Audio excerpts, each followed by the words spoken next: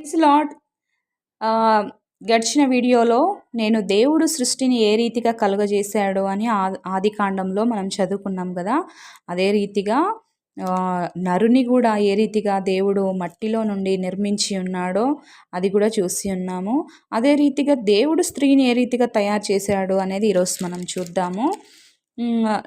దేవుడు సమస్తమును సృష్టించిన తర్వాత ఆదాము ఒంటరిగా ఉన్నాడని, అతనికి సాటి అయిన సహకారిగా ఒకరినివ్వాలని దేవుడు ఉద్దేశించి, ఇక్కడ ఏమని రాసుంటదంటే, అప్పుడు దేవుడైన యెహోవా ఆదామునకు గాఢ నిద్ర కలుగజేసి, అతడు నిద్రించినప్పుడు అతని పక్కటెముకలలో హ్మ్.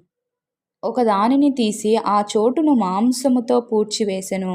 తరువాత దేవుడైన యెహోవా తాను ఆదాము నుండి తీసిన పక్కటెముకను స్త్రీనిగా నిర్మించి ఆమెను ఆదాము నొద్దకు తీసుకుని వచ్చెను. హల్లెలూయా!